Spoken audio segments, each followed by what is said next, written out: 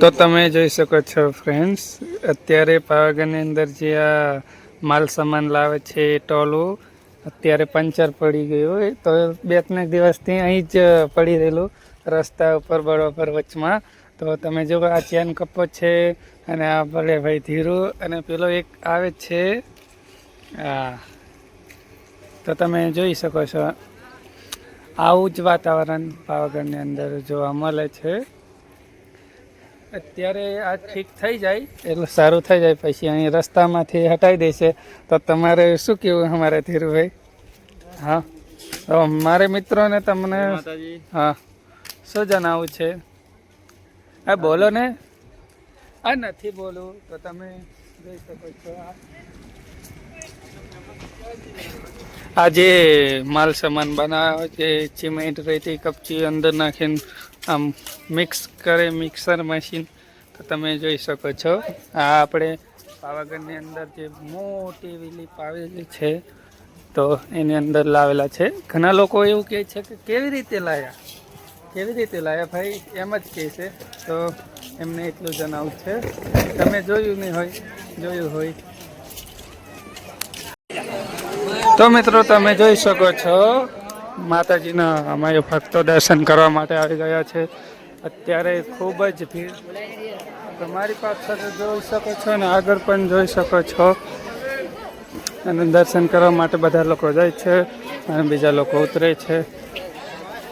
સરસ એવું સરસ મજાનું મારી ભક્તો દર્શન કરવા માટે આવી ગયા છે. તો તમે જુઓ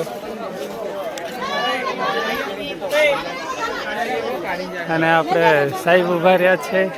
તો તમે આવો પાવાગઢ તો તમને આવું જ વાતાવરણ જોવા મળે.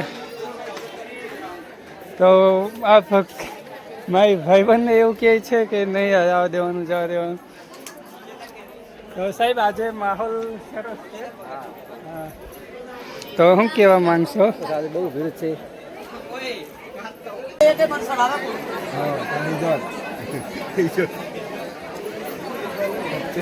તો તમે જોઈ શકો છો મિત્રો, આપણે જ્યારે દર્શન કરવા આવો ત્યારે તમે જે આ ત્રિશુલ ને બધું લઈને આવો તો તમે આવું લઈને નહીં આવવાનું.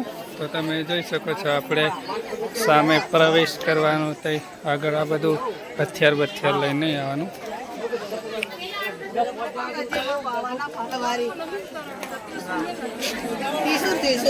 માતાજીનો ગરબો કોઈ ના સોએ શણગાર રમે માનવ જય બાવાના બળવાળી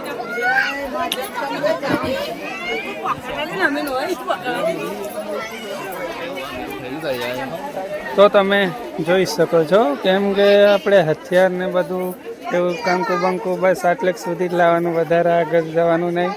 અને બીજું શું કહું, આટલેકથી બસ પછી તમે જાઓ અને રિટર્નમાં આવો ત્યારે લઈ લેવાનું. તો આપણે ભાઈ બેઠા છે સિક્યુરિટી ભાઈ. તો આપણે મારા મિત્રોને તમે એટલું જણાવો કે ચડ્ડા કેમ નહીં પહેરીને આવવાના અને ત્રિશુલ કેમ નહીં લઈને આવવાનું એ મને થોડુંક કહેજો ને, એટલે મને ખબર પડે. હાલો ચડ્ડાવાળા ભાઈ, અમને કંઈક ફરમાઈશ કરવું એમને કીધું પણ એ ભાઈ તમને કેવા કીધું? માતાજી પેલી બાજુ ચાલો. આ મંદિરની ફોજ છે. જોઈ શકો છો તમે મિત્રો, મંદિરની ફોજ અહીંયા ઊભી છે દરવાજા પર. એમ તો મિત્રો તમે જોઈ શકો છો આ બધા માતાજીના દર્શન કરવા માટે જઈ રહ્યા છે. આ પ્રવેશ દ્વાર અને આ પેલું ઉતરવાનું દ્વાર. તો તમે જોઈ શકો છો અત્યારે જ થોડું ઉઘાડું ખાડે ને થોડું વાદળી જાય ને આપણે રહ્યા AK-40 વાળા સાહેબ. તો તમે જોઈ શકો છો કેવું આમ સરસ એમ વાતાવરણ.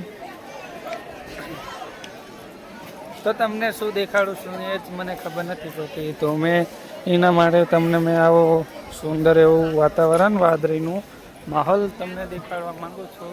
તો તમે સામે જોઈ શકો છો નારિયેલ સ્ટેન્ડ, અહીં આગળ નારિયેલ ફોડવાનું અને આજે આપણે અન્નપૂર્ણા ભવન. મિત્રો ફરી મળીશું બીજા બ્લોગની અંદર. આજનો વિડીયો બસ આટલો જ છે.